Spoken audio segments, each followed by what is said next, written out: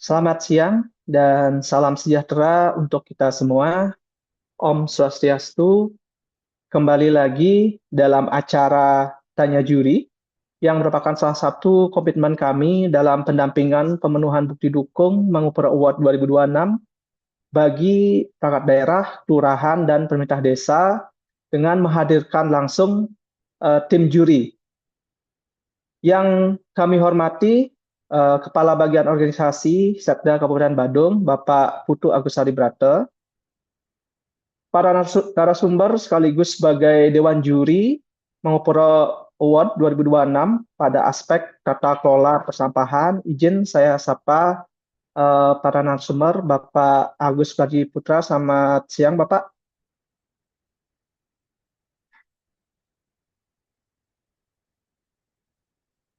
Halo, selamat siang, Bapak Agus Sukarji Putra. Apakah suara saya terdengar?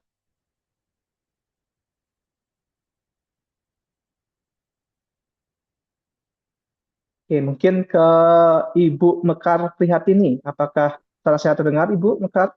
Iya, terdengar Pak. Selamat siang Bapak Ibu sekalian. Baik. Dan serta seluruh peserta dari kelurahan, ya, tingkat kelurahan dan pemerintah desa yang kami banggakan. Perkenalkan, saya Gus Purwania dari bagian organisasi Setda Kabupaten Badung selaku moderator yang akan memandu jalannya acara pada siang hari ini. Jadi kegiatan tanya juri ini menjadi ruang diskusi santai, namun tetap berbobot untuk mengupas lebih dalam mengenai penilaian Mangupura Award 2026, khususnya pada aspek tata kelola persampahan tingkat kelurahan dan pemerintah desa. Harapannya melalui kegiatan ini, seluruh peserta dapat memperoleh gambaran yang lebih jelas terkait dengan instrumen penilaian, pemenuhan bukti dukung, hingga hal-hal penting yang menjadi perhatian para juri dalam proses penilaian nantinya. Adapun rundown kegiatan kita pada siang hari ini diantaranya yang pertama adalah pemaparan dari masing-masing narasumber, yang kedua adalah sesi diskusi dan tanya jawab, selanjutnya penutup dan arahan, dan terakhir foto bersama. Jadi, baik Bapak Ibu, tanpa berlama-lama, mari kita mulai kegiatan ini. Izinkan saya memperkenalkan narasumber kita pada hari ini, yaitu Bapak Made Agus Sukarji Putra, selaku juri aspek tata kelola persampahan tingkat kelurahan, dan Ibu Putu Mekar Prihatini, selaku juri aspek tata kelola persampahan tingkat pemerintah desa, yang berasal dari Pusat Pengendalian Lingkungan Hidup Bali Nusa, Kementerian Lingkungan Hidup. Tentunya kita sangat beruntung karena pada kesempatan ini dapat berdiskusi langsung bersama para juri yang akan memberikan banyak insight, ya, terkait tata kelola persampahan yang baik dan berkelanjutan. Kepada Bapak Made Agus Sukarji Putra dan Ibu Putu Mekar Prihatini, kami persilakan untuk menyampaikan materinya.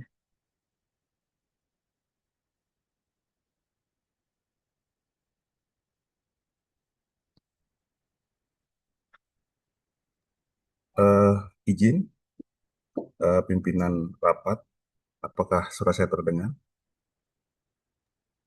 Baik, terdengar Bapak, jelas.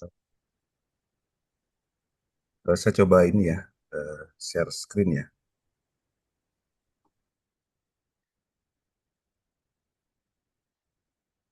Apakah sudah terlihat ya?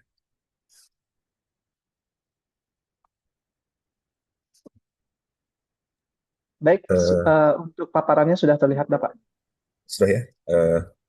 Izin Bapak, Ibu eh, sekalian yang kami hormati, eh, kami dari Pusdal LH Bali Nusa berada saat ini adalah dimandatkan sebagai tim juri. Jadi eh, mungkin kita mulai saja. Saya sebagai tim juri yang untuk di pemerintahan desa. Jadi berdasarkan apa yang sudah kita lalui bahwa kami juga mendapatkan arahan Mangupura Award ini adalah diselenggarakan pendekatannya atau penilaiannya lebih terstruktur, terukur dan berbasis outcome. Mohon Jadi izin berbeda, interupsi ya, Pak Agus tadi ya. bisa di slideshow untuk paparannya. Oh ya ya, maaf maaf. Ya maaf. Oke. Eh, ini sebagai upaya perbaikan yang berkelanjutan di mana pembinaan dan eh, pembelajaran dari kita semua. Jadi secara komprehensif berbudaya kerja, kolaboratif dan berorientasi pada hasil yang nyata bagi masyarakat. Jadi tujuannya dapat kita lihat secara bersama bahwa upaya sinergi, ada perbaikan berkelanjutan apresiasi kinerja terbaik dan untuk mendorong peningkatan kualitas tata lingkungan atau pemerintahan yang berkinerja baik di daerah kelurahan maupun pemerintah desa, khususnya adalah pemerintahan desa ya. Mengikuti surat Bapak Sekda Badung, jadi kami tim juri Mangpura Award dari Pusdal LH, Ibu Mekar, untuk yang pemerintahan kelurahan, saya Made Agus Kaji Putra sebagai untuk yang pemerintahan desa. Berikut adalah data kami. Jadi jabatan saya adalah pedal ahli pertama, penata 3C. Jadi untuk tingkat Mangpura Award 2026 ada 46 desa ya. Oke, benar Pak ya, konfirmasi. Diikuti Ya, oleh benar, seluruh Pak. ya, pemerintahan desa di Kabupaten Badung. Untuk tata waktunya adalah yang pertama untuk yang dokumen itu Mei sampai Juni, dan nanti untuk penilaian dokumennya adalah pada bulan Juli ya. Terus nanti mungkin Agustus dan Oktober untuk presentasi Mangupura Awards-nya, verifikasi faktual, dan nanti penghargaan di November 2026. Jadi metodologi penilaiannya sesuai dengan arahan dari atau juknis yang diberikan. Jadi tata kelola pelayanan publik itu nanti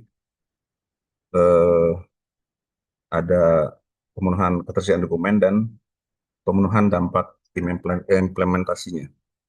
Jadi nanti basis penilaian berbasis outcome untuk kematangan setiap nanti dokumen-dokumen yang masuk, yang maksudnya dokumen yang kita terima, kita akan periksa kualitasnya, ketersediaannya, dampak atau manfaatnya dapat yang kira-kira masyarakat dapat rasakan nantinya secara lebih lebih real gitu ya. Terus kemudian untuk penilaiannya bisa dilihat di sini, mungkin ada level 1 sampai 5.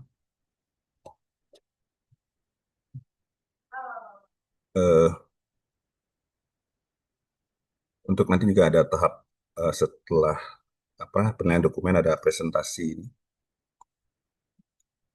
Setelah presentasi mungkin ada juga kunjungan lapangan, observasi, dan diskusi ya. Jadi di pemerintahan desa untuk yang kategori indeks memuaskan nantinya akan mendapatkan piagam penghargaan, hadiah tambahan, dan berupa dana dan lainnya. Jadi kita akan mengklaster 3 atau meranking 3 pemerintahan desa yang tertinggi dengan indeks memuaskan. Baik, kita masuk ke untuk yang penilaian pemerintahan desa itu sendiri. Untuk Mangupura Awards 2026, ini sudah saya lihat. Jadi ada bobot 25% di dalam indikator faktual nanti di lapangan, itu adalah berdasarkan dokumen yang nanti bulan Mei sampai Juni ini akan kita verifikasi, kita nilai. Nanti untuk implementasi dari isi dokumen itu akan kita lakukan observasi dan penilaian di lapangan.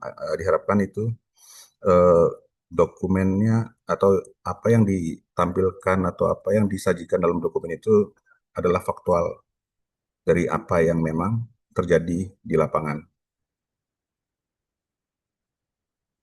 Eh, untuk tata kelola persampahan eh, itu bobotnya 25%. Nanti ada eh, beberapa indikator-indikator yang akan kami fokuskan atau akan kami nilai. Yang pertama ada regulasi yang terkait dengan persampahan berbasis sumber. Yang kedua ada rencana pembangunan jangka menengah atau RPJMDes. Sana diharapkan dapat memuat kebijakan atau program dan kegiatan lah untuk di dalam pengelolaan sampah berbasis sumber itu. Yang ketiga ada rencana kerja pemerintah desa atau RKP desa yang memuat program atau kegiatan yang berbasis sumber. Yang keempat ada dokumen rencana aksi pengelolaan sampah berbasis sumber. Kenapa dokumentasi ini adalah sangat penting? Karena eh, sebelum kita melakukan verifikasi agar ada tergambar bahwa eh, apa eh, kegiatan-kegiatan terkait pengelolaan sampah di sumber itu eh, sudah kita dapat saksikan atau buktikan sebelum nanti kita turun ke lapangan. Untuk data-data MRF itu adalah seperti fasilitas kalau TPST mungkin ya TPST, TPS 3R atau bank sampah di wilayah masing-masing, rumah kompos atau mungkin nanti ada eh, apa ya seperti pengolahan pembuatan ekoenzim atau maggot gitu untuk yang organik itu bisa ditampilkan di masing-masing desa. Yang keenam ada dokumen pencatatan volume sampah terkelola di desa. Jadi ini sangat penting nanti sebagai baseline kami atau juga terintegrasi dengan ICPSN. Jadi mungkin atau nanti kami sebagai bahan dasar juga di Pusdal untuk khususnya wilayah Bali sebagai data eh, sampah terkelola, sampah yang tidak terkelola. Jadi kalau di masing-masing desa sudah dapat memberikan data-data yang valid, jadi itu yang menjadi baseline data kami. Yang ketujuh ada daftar atau dokumentasi foto berupa sarana pengelolaan sampah, truk, moci, kontainer, gerobak, dan lain-lain. Yang kedelapan, penerapan pengangkutan sampah secara terpilah oleh pengangkut sampah. Jadi mungkin ada bukti fotonya, ada jadwalnya, dan lain-lain yang dapat membuktikan atau yang dapat mewakili kegiatan tersebut. Yang sembilan adalah terkait pengawasan atau pembinaan. Jadi ada upaya-upaya yang dilakukan oleh pemerintah desa untuk upaya pengelolaan sampah berbasis sumber. Jadi dari 9 bukti dukung yang nantinya wajib untuk dapat dilampirkan atau untuk dapat diberikan sebagai salah satu syarat kami untuk dapat memberikan nilai ke tahap berikutnya. Jadi berikut adalah detail dari terkait regulasi lokal. Jadi terkait regulasi lokal ya pengelolaan sampah berbasis sumber itu memuat minimal penerapan prinsip 3R. Jadi yang kedua ada edukasi di sana. Bagaimana eh, regulasi lokal ini dapat memberikan pembinaan atau edukasi yang secara berkelanjutan dapat berupa misalnya eh, perarem gitu atau mungkin eh, kolaps mungkin sudah ada eh, perdesnya. Jadi berdasarkan mungkin kolaborasi juga boleh antara adat dan dinas, tapi lebih ini kan pemerintah desa jadi lebih ke ininya perdesnya mungkin. Nanti juga yang ketiga ada terkait kerjasama dengan pengelola sampah berbasis sumber. Yang keempat, terkait penguatan fasilitas persampahan yang eh, berbasis sumber, prinsip 3R, reuse, reduce, dan recycle. Yang kelima, pemberdayaan masyarakat. Untuk RPJMDes, jadi diharapkan memuat kebijakan, program, atau kegiatan pengelolaan sampah, juga itu berbasis sumber, jadi tersedianya RPJMDes yang memuat kebijakan, program, eh, dan kegiatan yang eh, telah berjalan. Jadi untuk rencana yang ketiga adalah rencana kerja atau RKP desa. Jadi di dalam RKP itu memuat program eh, pengelolaan sampah berbasis sumber. Jadi karena sekarang memang diharapkan sampah memang sudah harus selesai dan harus terkelola di sumber. Jadi itu akan menjadi fokus kami. Untuk yang keempat ada dokumen rencana aksi. Di sana di ada pembuktian atau mengakomodir bahwa kegiatan pengelolaan sampah sudah berbasis sumber. Untuk data-data fasilitas MRF, eh, mungkin ada foto, data kapasitas, struktur pengelolaan berupa SK, berupa surat tugas, atau peran lah masing-masing personal dalam eh, dalam eh, sebagai pengelola masing-masing fasilitas. Jadi di sana juga kita akan melihat apakah ada SOP, bagaimana alur sampah yang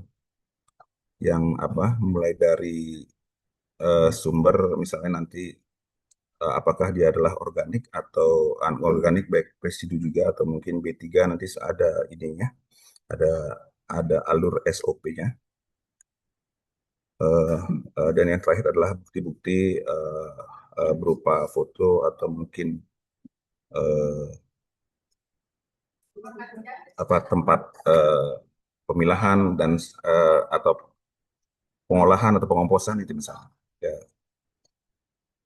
Yang berikutnya adalah ada dokumen pencatatan. Jadi kenapa data KK ini adalah penting? Karena menjadi untuk prediksi bahwa setiap orang yang menghasilkan sampah itu eh, secara prediksi itu sudah dapat diperkirakan berapa dia menghasilkan sampah. Berbeda dengan nanti mungkin kelanjutannya adalah yang Pusdal juga akan lakukan, yaitu di Horeca, hotel, restoran, dan kafe. Tapi khusus untuk yang kali ini adalah data KK ini adalah data penting sebagai untuk menghitung jumlah sampah eh, yang dihasilkan penduduk di Kabupaten Badung. Yang kedua ada pencatatan volume. Jadi sesuai apa eh, jenis-jenis sampahnya, organik, anorganik, residu maupun B3, bagaimana pelaksanaan pengangkutannya itu adalah sudah tercatat. Jadi itu akan menambah nilai dan juga itu akan menjadi basis data yang bagus untuk kita semua, baik di Badung maupun untuk di Bali pada umumnya. Nanti juga yang untuk masuk atau sampah-sampah residu, kalau memang Badung kan eh, sebagiannya juga masih ada yang ke TPA juga, terus ada yang sebagian ke TPST Mengitangi mungkin ya. Nanti di dalam volume atau jumlah sampah yang diangkut eh, agar dilengkapi dengan minimal hari atau tanggal dan bagaimana teknis upaya atau pengangkutannya. Eh, ini adalah apa upaya pembuktian bahwa di sana ada bukti foto atau bukti kegiatan. Jadi diharapkan nanti juga ada geotagging yang maksudnya menggunakan fotonya menggunakan foto terbaru, ada berupa tanggal dan waktu ketika foto itu diambil. Jadi kalau mungkin fotonya adalah foto yang sudah lama atau foto yang memang bukan di tempatnya, itu akan sedikit mengurangi nilai. Yang berikutnya adalah eh, bagaimana penerapan angkutan sampahnya secara terpilah. Apakah ada KSM atau eh, pengangkut, misalnya KSM ada masyarakat yang terlibat atau pengangkut di pihak ketiga di pemerintahan desa, diharapkan itu eh, sudah mulai terdeteksi atau sudah mulai tercatat bagaimana upaya-upaya mereka untuk tetap eh, dengan jadwal atau bukti segala macam itu untuk mendukung pengelolaan sampah terpilah di desa. Jadi ini adalah yang pengangkutan sampah terpilah, diharapkan KSM atau pengelolaan sampah itu sudah melakukan pemilahan, ada foto yang terbaru menggunakan geotagging juga untuk pembuktian bahwa itu adalah kegiatan yang benar-benar dilaksanakan. Dan eh, jadwal, misalnya ada pembagian ketika jadwal itu adalah pengangkutan sampah organik atau anorganik, misalnya di hari Selasa dan Jumat untuk organik dan sisanya untuk anorganik gitu misalnya. Nanti mungkin bisa disesuaikan dengan kebutuhan desa masing-masing atau karakteristik desanya masing-masing. Eh, ini adalah mekanisme pengawasan atau pembinaan yang terakhir adalah eh, di mana pelaksanaan pengelolaan sampah di sumber oleh warga, di bagaimana desa melakukan upaya pengawasan dan sekaligus mungkin eh, pembinaan misalnya melalui eh, kerjasama dengan eh, Jumantik gitu misalnya kan di desa lebih lebih segi personil itu lebih lebih sering turun ke desa, jadi mungkin dititipkan programnya kepada Jumantik untuk bisa juga memberikan terkait pengelolaan sampah itu kan juga terkait dengan kesehatan ya. Mungkin itu salah satu inovasinya. Terus bagaimana upaya desa untuk mendata, eh, melakukan pengawasan, melakukan pembinaan kepada pengangkut sampah baik itu KSM ataupun dengan pihak ketiga untuk satu suara bahwa sampah yang diangkut adalah memang sampah yang sudah terpilah dan kalau lebih bagusnya lagi adalah eh, kemana sampah itu diangkut. Misalnya untuk yang organik dibawa ke TPS 3R, dibuktikan dengan foto segala macamnya, tanggal dan sebagainya. Terus untuk yang anorganik mungkin dikerjasamakan dengan pengepul atau bank sampah, tinggal diarsikan juga di sana di dokumennya. Eh, yang terpenting adalah kalau eh, pengangkut pihak ketiga itu harus dapat dipastikan karena kan masyarakat kadang-kadang eh, difasilitasi oleh pengangkut itu mungkin dia mandiri bisa dapat eh, nomornya dari mana-mana gitu, misalnya dapat di media, dapat di mana. Jadi diharapkan pihak desa dapat memiliki mekanisme pengawasan atau pembinaan yang terkait pengangkutan lah, pengangkutan sampah oleh pihak ketiga. Kalau yang pengangkutan sampah oleh pihak desa mungkin kan sudah dapat terdeteksi, tapi yang masing-masing keluarga itu kan kadang-kadang berbeda. Apakah dia mau berlangganan atau tidak, atau berlangganan dengan siapa itu kan harus eh, dapat terdeteksi oleh pihak desa. Eh, Ya, yang terakhir mungkin nanti ini kan dari tiga itu pemerintahan desa tertinggi mendapatkan memuaskan, itu yang diharapkan menjadi rujukan kami atau memberikan eh, hasil kami dari menilai itu akan menjadi eh, apa bahan untuk tim dari eh, Sekretariat Mangapura Award 2026. Mungkin itu dulu, nanti mungkin kita lebih intensnya di komunikasi, sesi diskusi ya.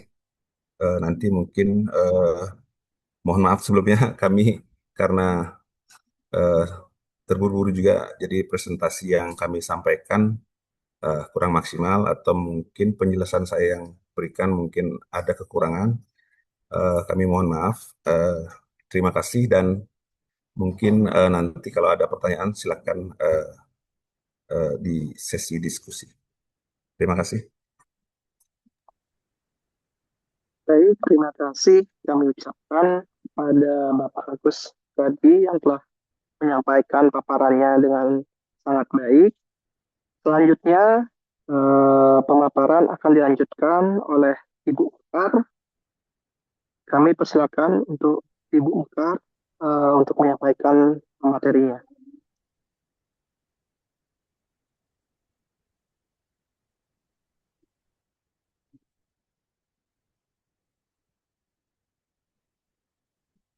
Hmm.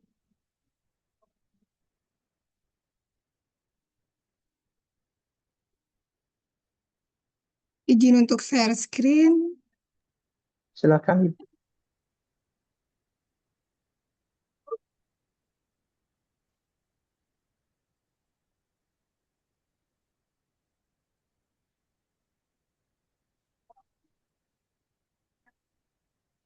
Sudah terlihat ya?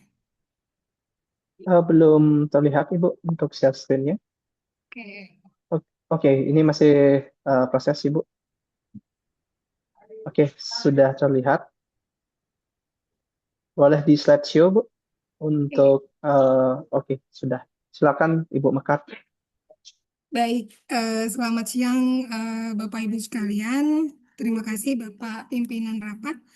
Eh, Perkenankan saya untuk menyampaikan sebenarnya hampir sebagian besar atau boleh dibilang hampir semua sama ya, terkait dengan apa yang disampaikan oleh Bapak Agus Soekarji terkait dengan eh, indikator atau aspek-aspek apa yang dinilai dalam tata kelola persampahan. Nah, ini khusus untuk tata kelola persampahan untuk di kelurahan, di tingkat kelurahan, instrumen penilaiannya yang kami coba susun untuk penilaian tingkat kelurahan Mangupura Award tahun 2026.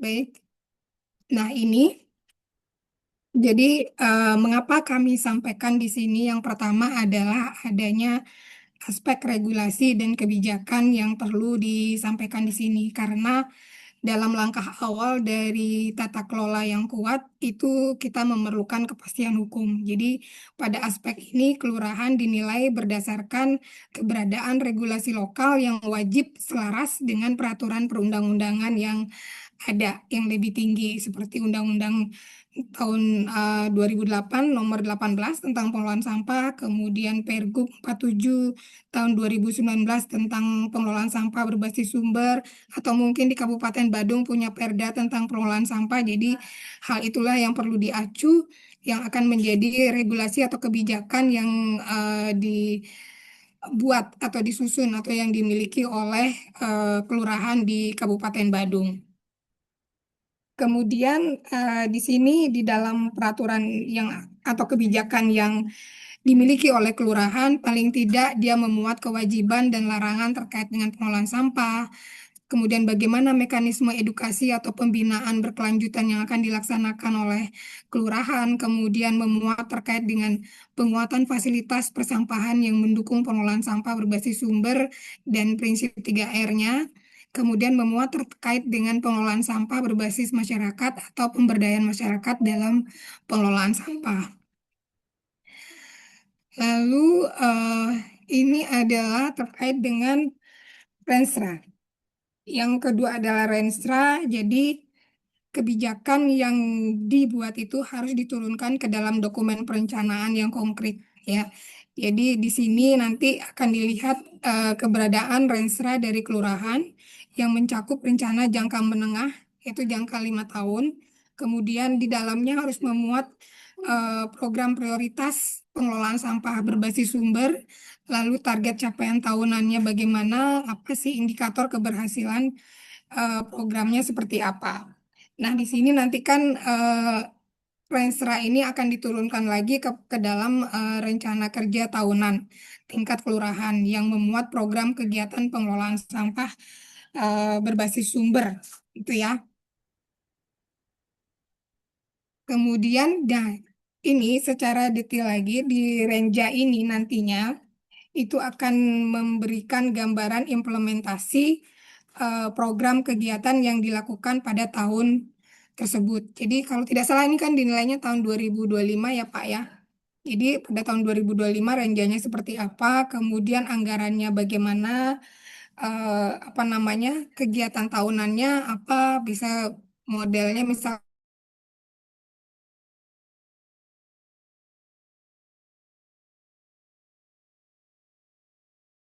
pengelolaan sampah, sasaran atau outputnya seperti jumlah timbulan sampah yang berhasil dikurangi yang masuk ke TPA, lalu jumlah kakak memilah, nah kemudian alokasi anggarannya berapa. Di sini akan termuat di dalam renja tersebut. Ini yang nanti akan kami lihat keberadaannya. Lalu eh, rencana kerja ini untuk bisa dilaksanakan atau diimplementasikan tentu memerlukan rencana aksi yang merupakan langkah-langkah spesifik, taktis, dan operasional yang akan dilakukan untuk mencapai target yang sudah ditetapkan dalam rencana kerja tersebut. Jadi apa namanya dia akan memecah target per tahunnya untuk menjadi langkah-langkah yang akan dilakukan apa namanya sehari-hari lah istilahnya bisa dikatakan seperti itu rencana kerja harian. Nah di sini adalah salah satu contoh saja rencana aksi yang akan dibuat misalnya dalam terkait dengan misalnya peningkatan peran serta masyarakat. Jadi ada sosialisasi, kemudian pemetaan sumber sampahnya di mana, pembuatan tim pengelola atau pelatihan atau pembinaan kepada masyarakat, lalu bagaimana kita mengedukasi implementasi pemilahannya di tingkat kelurahan, monitoringnya seperti apa, kemudian ada targetnya misalnya berapa, ini sesuai dengan yang tertuang di dalam rencana kerja. Jadi ini hanya contoh saja. Jadi bisa dikembangkan sesuai dengan kebutuhan masing-masing. Lalu ini adalah untuk aspek yang data dukung yang kelima, data fasilitas MRF. Jadi karena kita untuk mencapai pengelolaan sampah yang baik, maka infrastruktur adalah seperti tulang punggung atau ototnya lah, penggeraknya dari tata kelola persampahan. Jadi fasilitas ini wajib dimiliki untuk mendukung pelaksanaan pengelolaan sampah di kelurahan masing-masing. Jadi di sini nanti yang kita lihat di kelurahan apakah memiliki data terkait dengan fasilitas MRF yang ada. Misalnya apakah di kelurahan Bapak terdapat TPST, apakah ada TPS 3R, ataukah mungkin ada rumah kompos, atau mungkin ada bank sampah. Nah, nanti disebutkan fasilitasnya tersebut ada berapa masing-masingnya, kemudian kapasitasnya masing-masing berapa, gitu kan. Lalu struktur pengelolanya itu seperti apa, apakah ada SK, ataukah ada MOU dengan siapa, kemudian fotonya seperti apa, dilengkapi dengan geotagging, jadi kita bisa memastikan bahwa lokasinya berada di mana. Itu. Kemudian selanjutnya ini adalah yang untuk yang bukti dukung yang keenam, dokumen pencatatan volume sampah. Ini menjadi penting karena kita wajib bisa mengukur sampah yang kita kelola. Kalau tidak bisa terukur, maka kita tidak akan tahu sejauh mana pengelolaan sampah yang sudah kita laksanakan di wilayah kita masing-masing. Ini adalah salah satu kelemahan kita. Jadi di sini perlu kita perbaiki Maka di sini menjadi salah satu eh, apa istilahnya ya, indikator penting yang perlu dimiliki oleh kelurahan terkait dengan upaya pengelolaan sampah di wilayahnya. Jadi nanti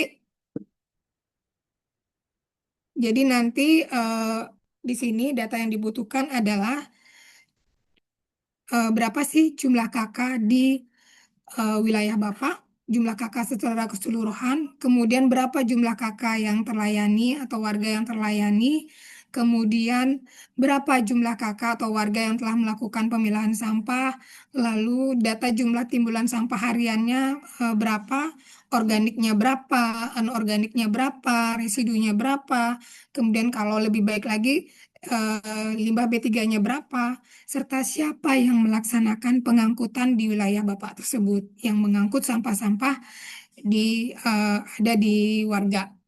Kemudian tersedia juga data jumlah sampah residu harian atau sesuai dengan jadwal, karena kan pasti tidak setiap hari residu ini diambil sesuai dengan jadwal pengangkutan yang akan diangkut ke TPA.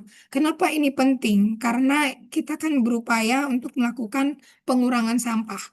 Tidak hanya mengelola itu tidak hanya dikelola apa yang ada, tapi kita berupaya agar sampah yang dihasilkan itu semakin hari semakin sedikit. Residu yang ada semakin hari semakin sedikit, yang akan menjadi beban di TPA atau TPST, gitu ya.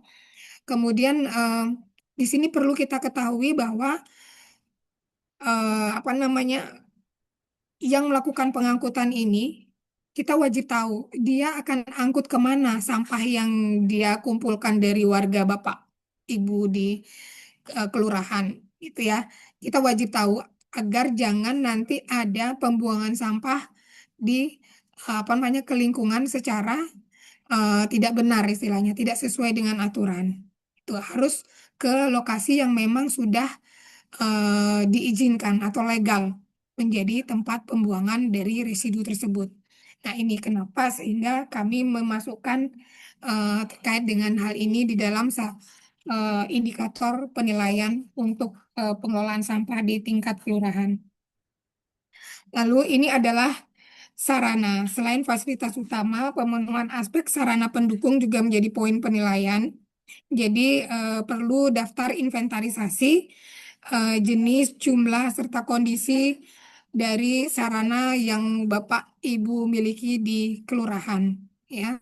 Seperti mobil atau truk pengangkutnya, kalau memang ada moci sampahnya, kontainernya, atau mungkin ada mesin pengayak di TPS 3R Bapak Ibu sekalian. Jadi ini semua perlu didata, eh, jenisnya apa, kemudian jumlahnya berapa, kondisinya bagaimana, apakah rusak ataukah masih bisa operasional.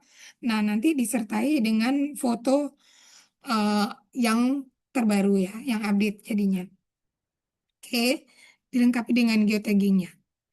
Kemudian ini adalah yang ke-8, indikator yang ke-8, yaitu bagaimana sih penerapan pengelolaan sampah secara terpilah oleh pengangkut sampah.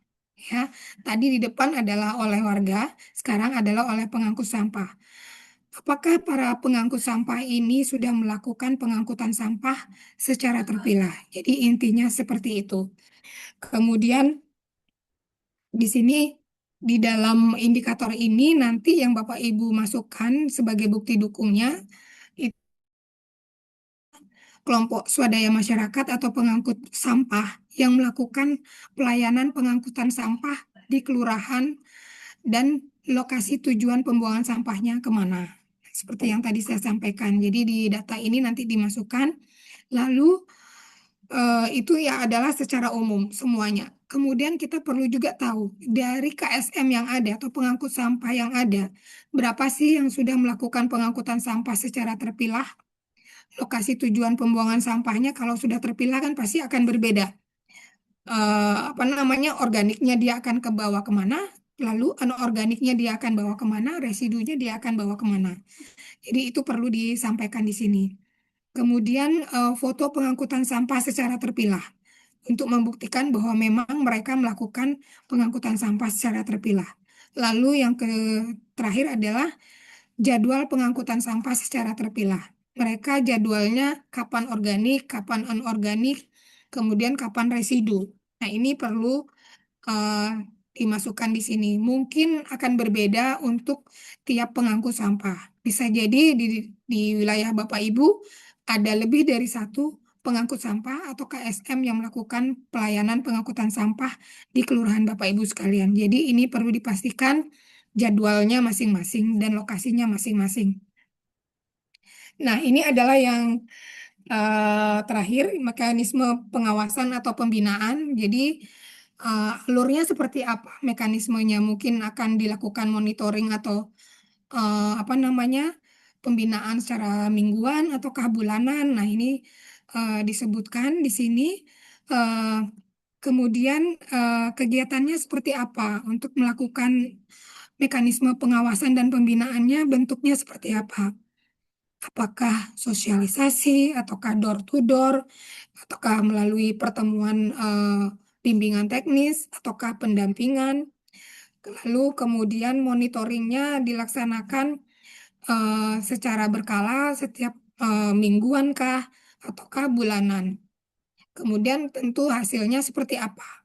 Kalau memang dilakukan monitoring, hasilnya seperti apa, tindak lanjutnya seperti apa. Kemudian apakah dalam mekanisme pengawasan atau pembinaan yang Bapak Ibu lakukan di kelurahan Bapak, apakah ada sistem reward dan punishment? Seperti apa sistemnya?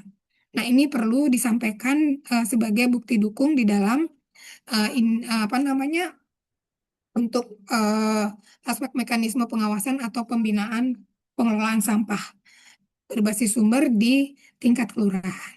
Jadi itu saja yang saya sampaikan. Untuk lebih jelasnya mungkin nanti kita bisa di sesi diskusi.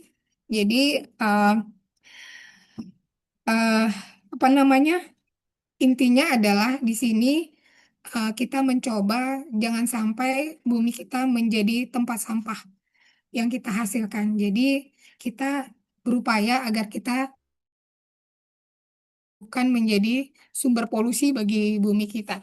Jadi itu saja, terima kasih. Selamat siang. Baik, terima kasih banyak kami ucapkan kepada Ibu Mekar dan juga Pak Agus Sukarji atas pemaparannya yang sangat menarik, jelas, dan tentunya memberikan banyak insight baru bagi kita semua. Apalagi tata kelola persampahan merupakan isu prioritas dan urgent bagi pemerintah, di mana Bapak Bupati sering sekali menyelenggarakan kegiatan seperti korve ke pantai dan survei tata kelola persampahan di Horeca. Baik, Bapak Ibu, kita akan memasuki sesi diskusi. Jadi kami memberikan kesempatan bagi Bapak Ibu dari kelurahan dan pemerintah desa untuk open mic ya. Jadi langsung berdiskusi langsung pada sesi ini. Jadi silakan Bapak Ibu yang ingin bertanya dapat menggunakan fitur raise hand terlebih dahulu. Nantinya akan kami persilakan secara bergantian. Kami mohon sebelumnya menyampaikan sebelum menyampaikan pertanyaan dapat menyebutkan nama dan instansi terlebih dahulu. Baik, kami open sesi diskusinya. Silakan bagi yang ingin bertanya, silakan raise hand terlebih dahulu. Apakah ada yang bertanya? Silakan.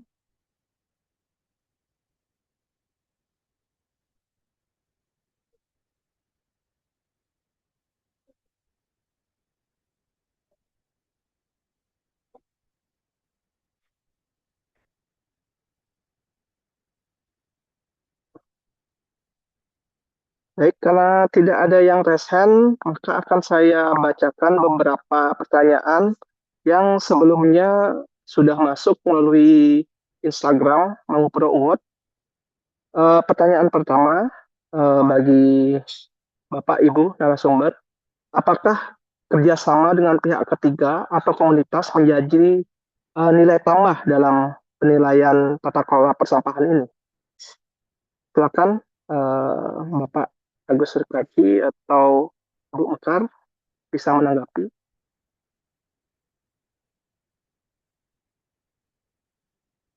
Eh, izin Bu Mekar, eh, mungkin saya jawab pertama. Untuk yang apa eh, kerjasama dengan eh, pengangkut ya Pak ya, maksudnya pihak ketiga gitu. Iya, Bapak.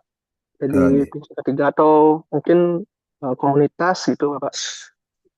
Nggih. Pada dasarnya eh, kalau yang berbasis sumber kan artinya eh, secara maksimal dapat dikelola di sumbernya dulu. Misalnya dari rumah. Rumah itu kan ada pembagian jenis-jenis sampahnya. Yang pertama mungkin yang organik, ketika dia dapat mengolah organiknya jadi kompos segala macamnya, dan anorganiknya dia jual ke bank sampah, artinya kan ada residu atau B3 yang tidak bisa dia olah di rumah. Jadi penting bekerja sama dengan pihak ketiga atau mungkin dari desa. Pada dasarnya adalah ketika si pengangkut ini eh, apa ya eh, ketika pengangkut ini melakukan upaya pengangkutannya secara terpilah. Maksudnya nilai tambahnya adalah ketika dia melakukan pengangkutan secara terpilah, terjadwal, terbukti dengan foto dan atau geotagging atau foto terbaru, dan tercatat berapa sampah yang diangkut. Misalnya tercatatnya adalah setiap harinya berapa diangkut sampah atau per satu minggunya berapa diangkut sampah. Jadi itu adalah menjadi nilai fokus kami, menjadi nilai yang baik lah. Tapi kalau untuk yang memang pertanyaannya dia adalah wajib kerjasama, ya memang wajib karena memang residu tidak bisa dikelola di sumber. Mungkin itu Bu Mekar, mungkin ada tambahan. Terima kasih. Izin, ini kerjasama dengan pihak ketiganya dalam bentuk apa kerjasamanya ini? Apakah kerjasamanya merupakan misalnya ya di tingkat kelurahan misalnya, dia tidak punya TPS 3R, lalu melakukan kerjasama terkait dengan apa namanya bagaimana mengelola sampahnya. Misalnya dengan pihak desa adat misalnya ya, untuk membuat TPS 3R. Nah, itu kan sudah masuk di dalam penilaian sebenarnya. Jadi apa namanya bukan nilai tambah istilahnya. Kecuali ada inovasi, mungkin nanti di bagian inovasi ya Pak akan menambah di sana.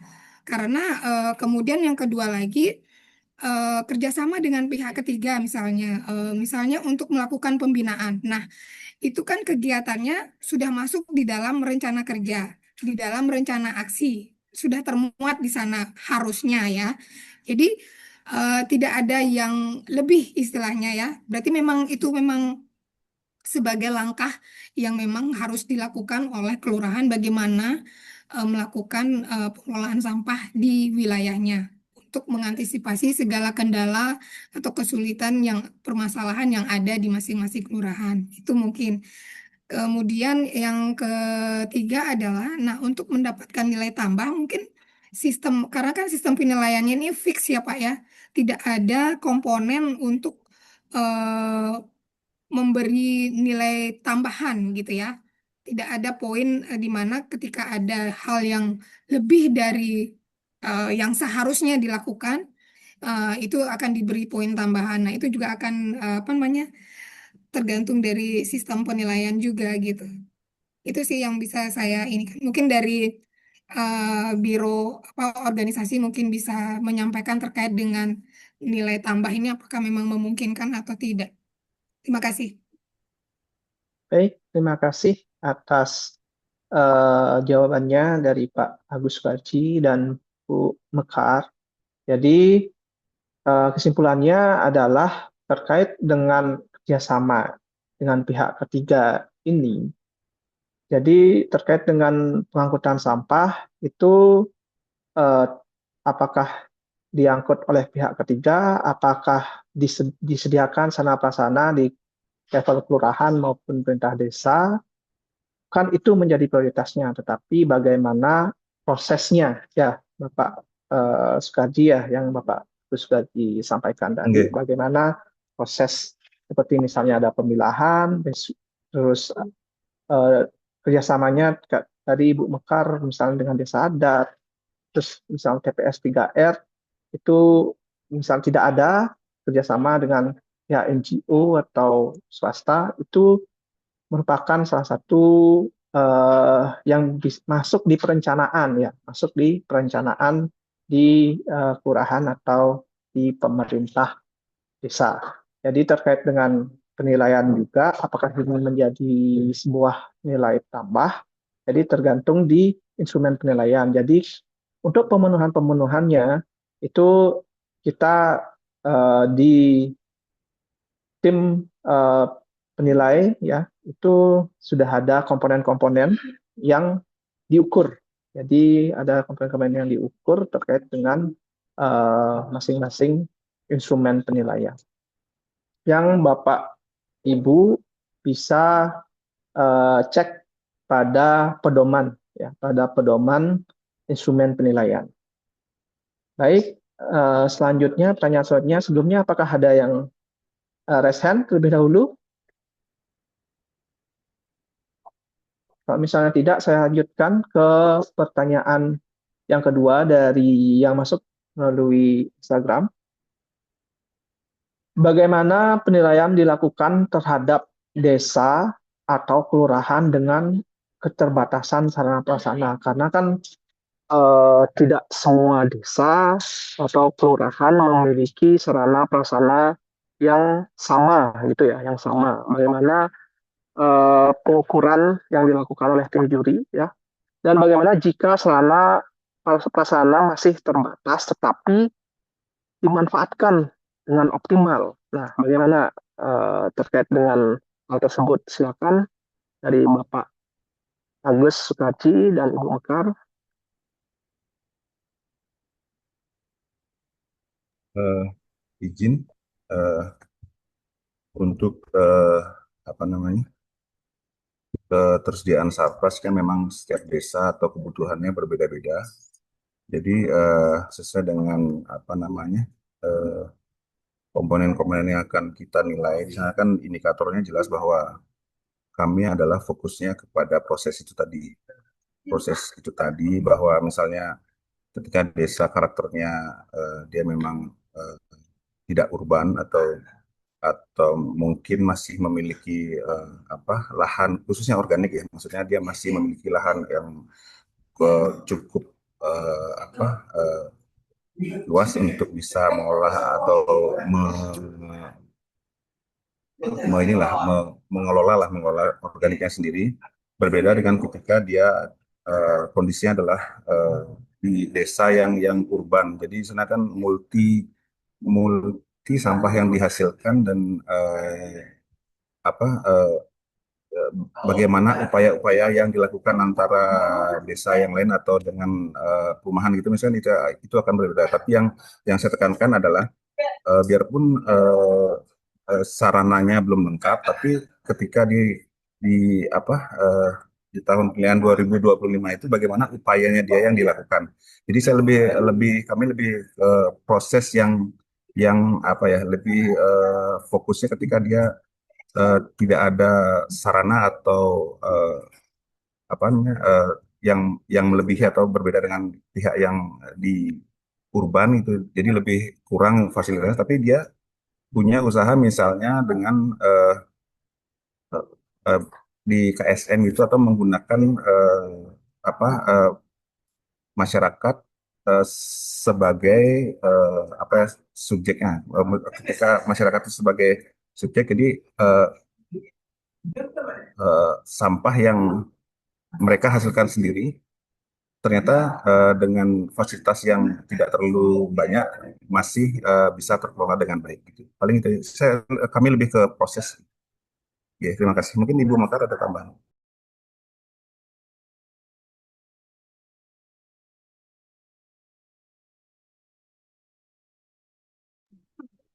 Jadi, apakah suara saya terdengar ya? Terdengar Ibu? Oke, baik.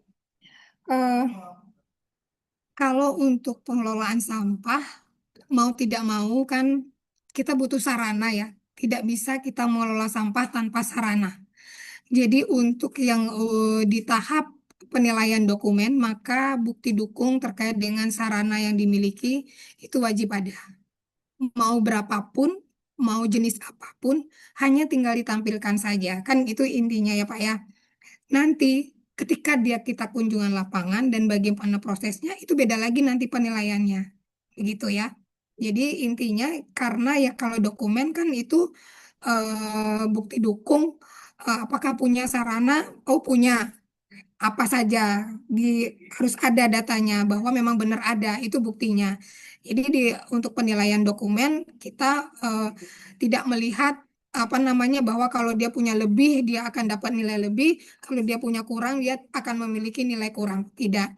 Jadi yang penting adalah ada data terkait dengan jenisnya apa, sarana pengelolaan sampahnya, kemudian jumlahnya berapa, kemudian kondisinya seperti apa. Hanya itu ditampilkan. Jadi ketika ada maka dapat nilai, ketika tidak maka tidak. Tapi seperti apa nanti efektivitas optimalisasi terkait dengan pengelolaan sampah di wilayah Bapak Ibu sekalian, itu nanti mungkin pada waktu presentasi, pada waktu kunjungan lapangan, itu akan mendapatkan nilai yang berbeda tentunya. Karena kan tujuan utamanya adalah bahwa pengelolaan sampah dapat dilakukan dengan baik dan benar secara optimal gitu ya. Jumlah sampah yang ke TPA berkurang, jumlah sampahnya terpilah, semua kakak memilah. Nah, seperti itulah inti tujuan dari pengelolaan sampah di tiap-tiap wilayah itu. Mungkin itu yang bisa saya sampaikan, Pak.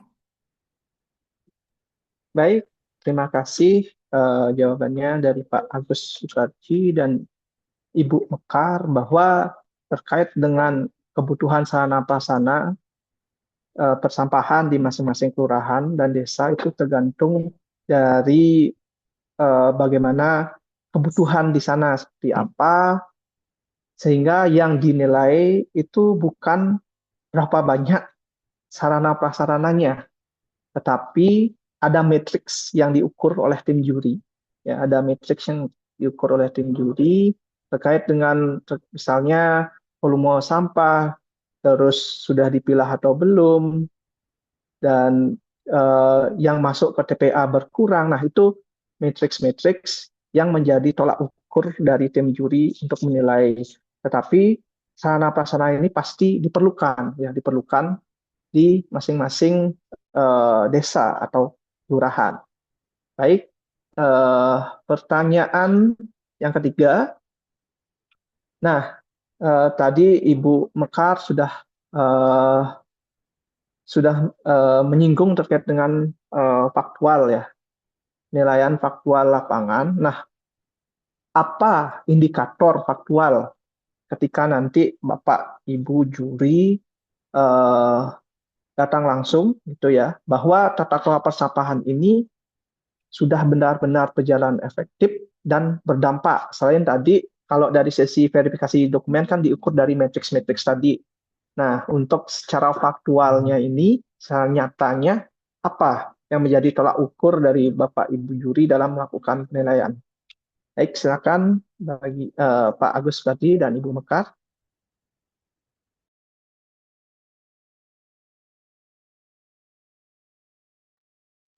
Izin kembali Ibu Mekar, saya jawab pertama. Jadi eh, terkait bagaimana faktual ketika kunjungan lapangan ya, maksudnya penilaian di lapangan, Ya, itu kan secara gampangnya adalah apa yang tertera di dalam dokumen itulah implikasi harusnya yang terjadi di lapangan. Bagaimana dampaknya itu adalah berguna atau dirasakan oleh masyarakat itu sendiri. Jadi di dalam dokumen apa yang RKP desa itu kan ada target-target yang dipenuhi. Jadi sampah itu terkelola berapa di desa.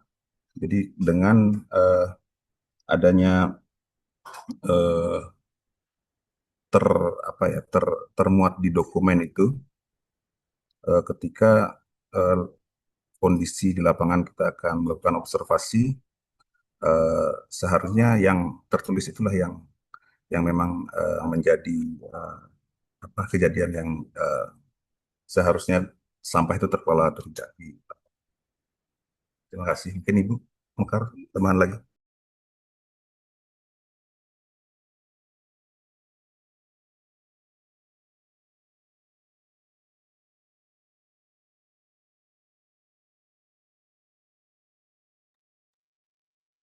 Jadi mungkin seperti yang disampaikan tadi oleh Pak Aji, jadi kalau faktual lapangan kan apa yang tertuang di dokumen, nanti kita lihat apakah benar di lapangan seperti itu.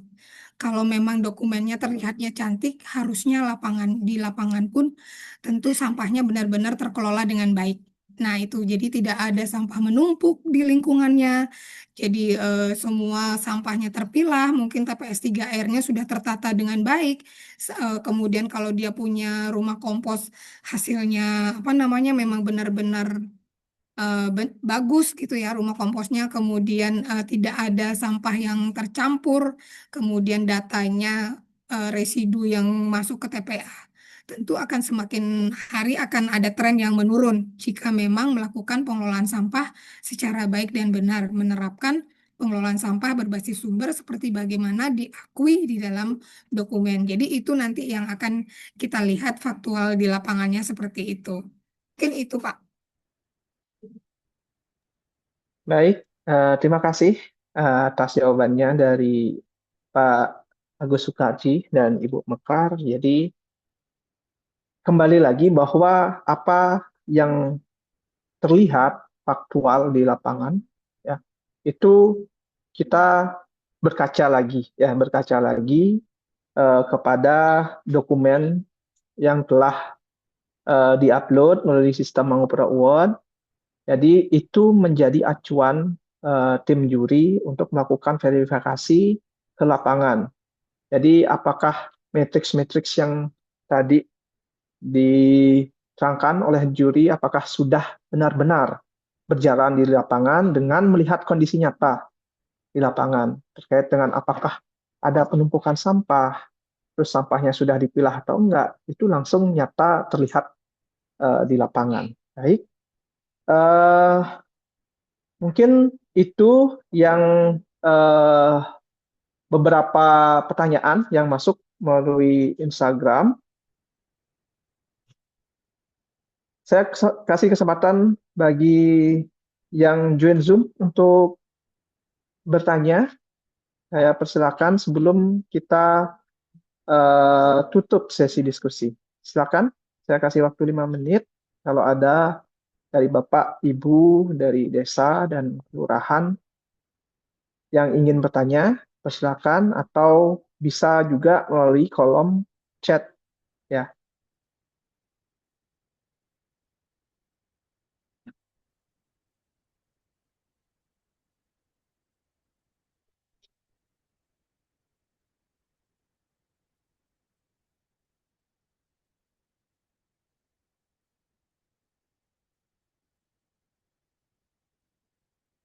Baik, kalau misalnya tidak ada yang bertanya lagi,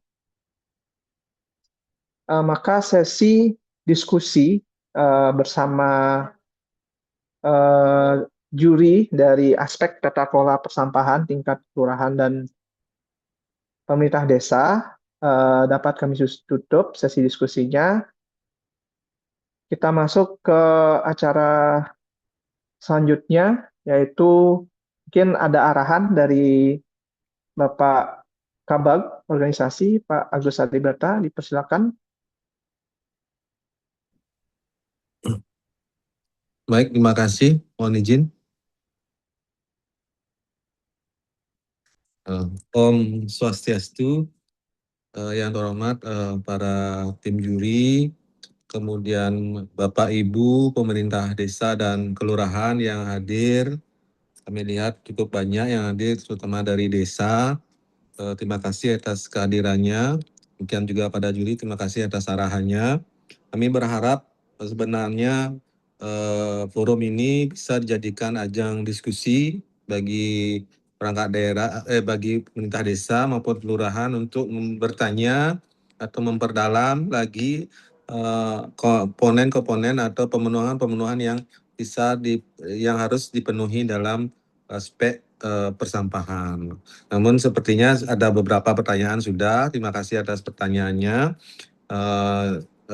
Kami mengambil kesimpulan bahwa apa yang disampaikan oleh juri tadi dan dari pertanyaan-pertanyaan yang muncul Bapak Ibu peserta Mangupura Award sudah memahami sebagian besar apa yang diinginkan oleh para juri untuk bisa mencapai nilai maksimal. Namun terlepas dari itu, terlepas dari forum ini, kalau jika dalam perjalanan masih ada hal-hal yang perlu dipertanyakan, kami persilahkan untuk bertanya melalui grup WA. Saya kira itu aja yang kami sampaikan. Untuk sesi-sesi selanjutnya akan ada lagi sesi-sesi terkait aspek-aspek lainnya. Mohon Bapak Ibu perangkat peserta Mangupura Award bisa mempersiapkan diri apa yang harus dipertanyakan, apa yang kesulitan apa yang ditemukan, silahkan ditanyakan pada sesi-sesi berikutnya. Saya kira itu, terima kasih. Saya akhiri dengan Om Santi Om. Waktu kami kembalikan. Baik, terima kasih Pak Kabak atas arahannya. Jadi tidak terasa kita telah berada di penghujung kegiatan tanya juri pada sesi kali ini. Melalui diskusi hari ini, kita telah mendapatkan banyak pemahaman terkait dengan tata kelola persampahan, mulai dari indikator penilaian, implementasinya di lapangan, hingga strategi pemenuhan bukti dukung yang baik.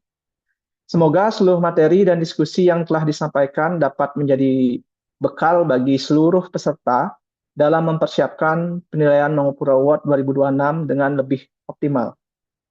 Kami mengucapkan terima kasih yang sebesar-besarnya kepada para dewan juri di tengah-tengah kesibukannya dapat hadir di sini Bapak Made Agus Sukardiputra dan Ibu Putu Mekar Prihatini serta seluruh peserta yang telah mengikuti kegiatan ini dengan sangat antusias. Sebelum acara ditutup, mari kita lakukan foto bersama terlebih dahulu. Kami persilakan seluruh peserta untuk menyalakan kameranya untuk kita take foto bersama. Mohon dibantu di open cam-nya.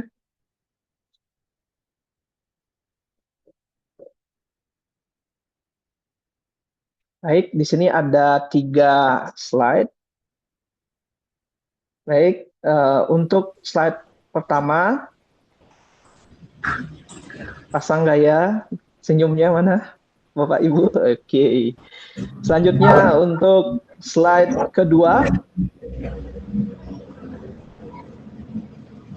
Oke, dan terakhir untuk slide ketiga. Terima kasih banyak. Demikian kegiatan pada hari ini. Saya selaku moderator mohon maaf apabila terdapat kekurangan selama memandu jalannya acara. Terima kasih dan sampai jumpa pada kegiatan tanya juri berikutnya. Saya tutup dengan Parama Santi. Om Santi Santi Santi. Om. Om Santi Santi Santi Om. Kami mohon izin live. Terima kasih.